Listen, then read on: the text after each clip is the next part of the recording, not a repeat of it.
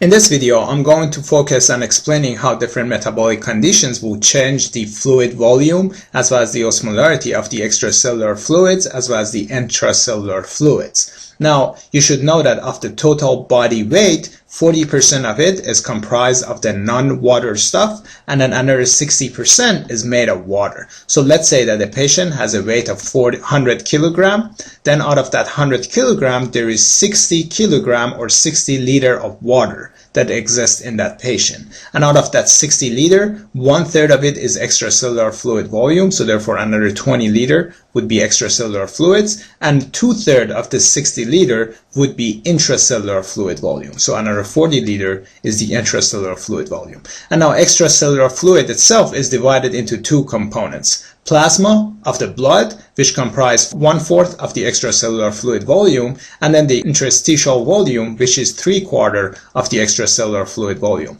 And interstitial volume is the space that surrounds the cells for a given tissue. So therefore, 1/4 of 20 is 5 liter of plasma, and then 3/4 of 20 is 15 liter in the interstitial volume. Now, in case instead of calculating, you're interested in directly measuring the level of extracellular fluid, then you can measure it by administering the inulin or mannitol. And these components only displace to the extracellular fluids, and thus you would be able to measure their concentration before and after administration, and so can tell what's the approximate extracellular fluid volume. And then with the plasma volume, if you want to calculate that one, you can measure it by the radio-labeled albumin, which is inside the plasma. So again, for measuring the extracellular fluid volume, you can check with the inulin or mannitol, the volume times concentration of these components before infusion equals the volume of the total extracellular fluid, which is unknown, times the new concentration that you get.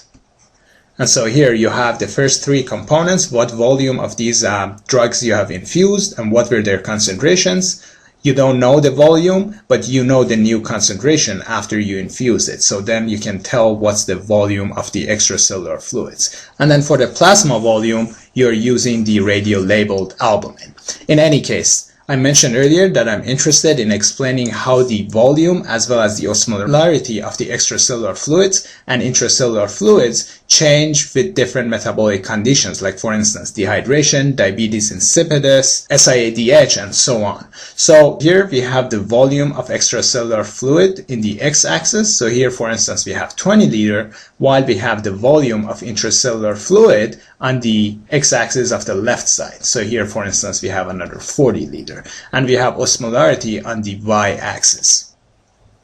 So with hemorrhage, diarrhea, or vomiting, there would be a loss of fluid only from the extracellular fluids. So therefore, the volume of extracellular fluids will decrease, but there won't be any change in osmolarity or any change in the volume of intracellular fluids. On the other hand, with isotonic saline infusion, only the extracellular fluid volume will increase, but there won't be any changes in the intracellular fluid volume. For the next conditions, I have provided you with a memory aid that will make it easy to understand them. So with the diabetes insipidus, where the patient is losing too much water in the urine, and with dehydration, where the patient is again losing too much water, the boxes will shift upward, are narrower and are shifting upward. So here you can see a sun in this box, and therefore with the sun, there is too much dehydration that is going on. So therefore, the volume of extracellular fluid has decreased, and so is the volume of the intracellular fluid. And then the osmolarity of both the extracellular and intracellular fluid has increased with this condition. On the other hand, with SIADH, where there is too much water reabsorption in the kidneys, or water intoxication, where the patient is drinking too much water, the box will shift downward and is now wider. So here is the new box. And so therefore the intracellular fluid volume has increased, so has the extracellular fluid volume, and then the osmolarity of both components have decreased. With the salt intake, whether it's a direct intake of salts or hypertonic saline infusion, the box will shift to the right and upward. So that would be your new box shown right there. And so therefore the intracellular fluid volume decreases, the extracellular volume however increases, and then the osmolarity of both has increased. And then with the loss of salt, which is seen for instance with adrenal insufficiency, where the patient can no longer absorb salts, then the curve shifts to the left and down. So this is the new curve. And from that you can see that the intracellular fluid volume has increased while the extracellular fluid volume has decreased. And then the osmolarity of both components have decreased. So let's repeat everything that I just described here for you. So with the hemorrhage, diarrhea, or vomiting, only the extracellular fluid volume will decrease and shift to the left. And while with the isotonic saline infusion, the extracellular fluid volume will shift to the right. No changes in the intracellular fluid volume or osmolarity. With dehydration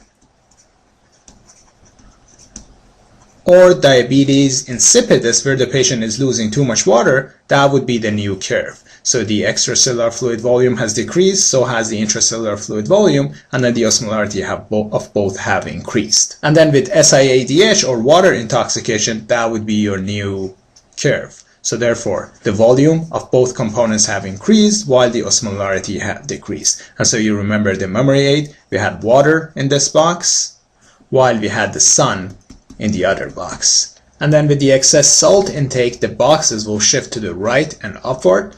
So that was our new boxes.